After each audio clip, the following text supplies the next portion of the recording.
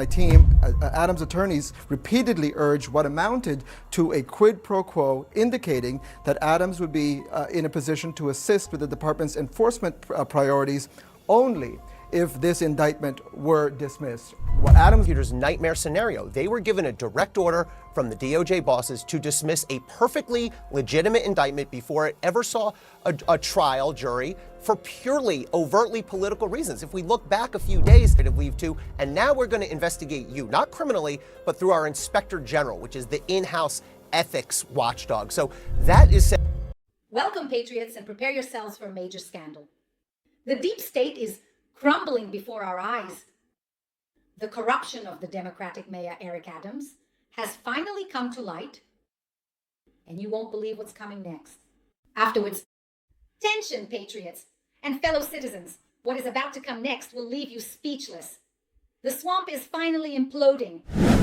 Breaking news in our Law and Justice lead. We just told you about multiple high-level resignations at the Justice Department and the Southern District of New York U.S. Attorney's Office, all of them apparently prompted by the Trump administration's order for a New York court to drop the corruption case against New York Mayor Eric Adams. And now CNN has just obtained two letters.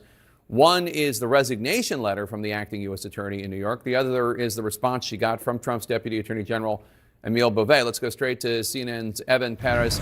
On Evan, just to remind everyone, Nadine Sassoon, the U.S. attorney, the acting U.S. attorney in question, is a conservative, a member of Danielle Sassoon, a conservative, a member of the Federalist Society. She clerked for Antonin Scalia. That's just a little background for people.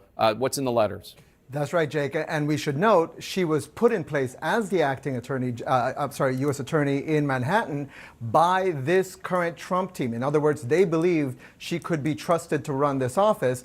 And now it appears to have fallen apart all over because Emile Beauvais, who is the Deputy Attorney General, he's the acting Deputy Attorney General, had ordered her and her office to dismiss the charges, the corruption charges, against New York City Mayor Eric Adams. And so these two letters here, Jake, are extraordinary because they are part of a spiraling crisis that is ongoing right now at the Justice Department. Not only is Danielle Sassoon, also has she resigned, but also two officials here at the Justice Department headquarters have resigned as a result of what has been going on. Look, dear friends, as you can clearly see, the swamp is indeed naturally self-draining. And these corrupt bureaucrats are jumping ship like rats on a sinking ship. But why are they so desperate to maintain the charges against Adams? And what do they have to hide? The truth about Adams' dirty deal is about to be revealed very soon. Check it out now. I'll read you just of what some of what Danielle Sassoon says in her letter to the Attorney General yesterday. She accuses Beauvais of essentially being part of a quid pro quo with attorneys for Eric Adams. She describes a meeting that happened on January 31st in which she says, I attended a meeting on January 31st with Mr. Beauvais, Adams' counsel, and members of my team. Adams' attorneys repeatedly urged what amounted to a quid pro quo, indicating that Adams would be in a position to assist with the department's enforcement priorities only if this indictment were dismissed. What Adams and his... Bombshell after bombshell. It's the pot calling the kettle black. But who really is the criminal here? A conservative prosecutor trying to do her job? Or DOJ bureaucrats trying to protect a corrupt mayor? The hypocrisy of the left undoubtedly knows no bounds. And this time, it was absolutely no different. They have indeed crossed every line you can imagine. And what will be shown now will indeed shock you. Find out how Adams tried to sell New York security. The attorneys were offering was that he would help with the enforcement of immigration activities in New York City, you know, the sanctuary status, all the things that Donald Trump wants, if they drop this case. And, you know, that's one of the things she makes in this accusation. Now, Beauvais, for his part, responds today saying, essentially, we're accepting your resignation. And he also puts on administrative leave the attorneys who are running this case in the Manhattan U.S. Attorney's Office. And I'll read you just a part of what he says. He says that they had determined that there was... Well, now Adams wants to help with illegal immigration. Is that really what you heard? After years of turning New York into a haven for illegal immigrants and criminals, this really smells like desperation, don't you think? But don't be fooled, okay? This just a pathetic attempt to save his own skin.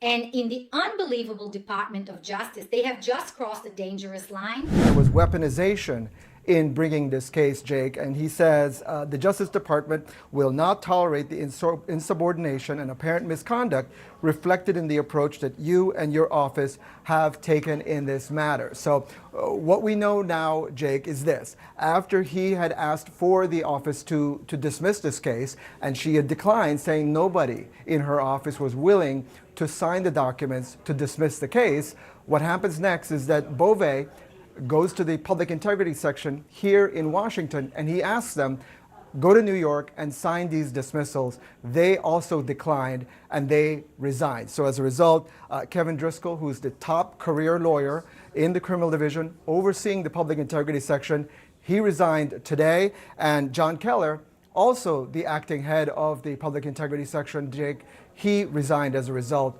of all of this. Fascinating stuff. Evan Pettis, thanks so much. Let's talk about this with Ellie Honig, CNN senior legal analyst, who was an associate U.S. attorney for the Southern District of New York. And Ellie, again, this woman, this acting U.S. attorney, Danielle Sassone, was a conservative, is a conservative. She clerked for Scalia. She's a member of the Federalist Society. This is not her being a liberal activist prosecutor. Tell us about what kind of statement her resignation makes, do you think, not to mention the people in the public integrity section of DOJ? Well, Jake, Insubordination. Who are they to talk about misconduct when they are actually protecting a corrupt politician? This is the deep state in action, trying to silence those who bring the truth. Next, see how courage and resilience is shaking the foundations of the deep state.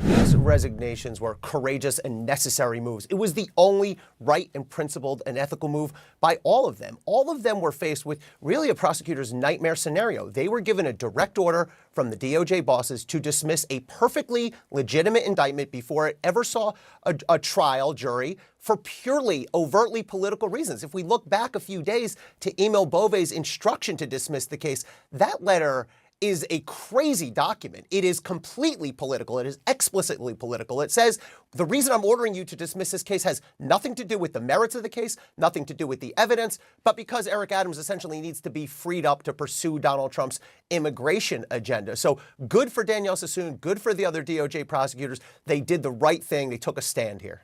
So there were a lot of concerns that the original case against Mayor Adams was dropped for political reasons. And let's be frank here, it's not just about their desire for him to carry out the anti-illegal immigration agenda in New York. Mayor Adams has been very explicitly wooing Donald Trump. And now multiple resignations are linked to this decision from the Justice Department. Do you think the actions of Emil Bove are over the line? 100%. I think they're over the line. I think they're political, and I think they're wrong. And Jake, as you said, Eric Adams has been angling for this type of treatment. We thought maybe it would be a pardon for months now. I will tell you, in the SDNY circles that I sort of dwell in, people have been rolling their eyes at this for a long time, saying, oh, he's definitely going to get out of this. Somehow he'll get a pardon. But the way this all happened makes it even worse. The fact that Emil Bove instructed SDNY to do it. And by the way, when Danielle Sassoon refused to do it, and you're right, by the way, to note that she's a conservative. Not only was she a Federalist Society member, she penned an op-ed against Joe Biden a few weeks ago, just sort of gratuitously criticizing Joe Biden's pardons. But when Bove told her to do this, to dismiss the case, and when Danielle Sassoon refused, this part is really chilling to me. Emil Bove then fired back with a letter that Evan just referred to that said, fine, everyone around you is going to be put on administrative leave too, and now we're going to investigate you, not criminally, but through our Inspector General, which is the in-house ethics watchdog. So that is sending an unmistakable and I think chilling message, which is get on board with the political agenda here or be punished. And it's amazing because she was prosecuting an allegedly corrupt Democrat who is kissing up to Trump. It's really remarkable. You couldn't write this if you put this in a screenplay. People would be like, that's too broad. That would never happen. Ellie Honig, thanks so much. Appreciate it. All right. Courageous, ethical. Give me a break, right? These prosecutors are actually protecting their own interests. If they were truly courageous, they would have exposed the corruption of the Doja long time ago. This, indeed, is the truth. To me, this sounds like political theater. to cover up, in fact, collusion with corrupt Democrats. We are witnessing here, in fact, a total war against the American people. Adams tries to flatter Trump while the deep state desperately tries to maintain its control with justice. And if you want to keep up with the latest news and the truth in American politics, I invite you to subscribe to this channel, activate the notification bell so you don't miss any of our videos, share your opinion and this video with as many people as you can with your friends so that everyone can know the truth that the liberal media doesn't show you. Thank you very much to everyone. Until our next meeting.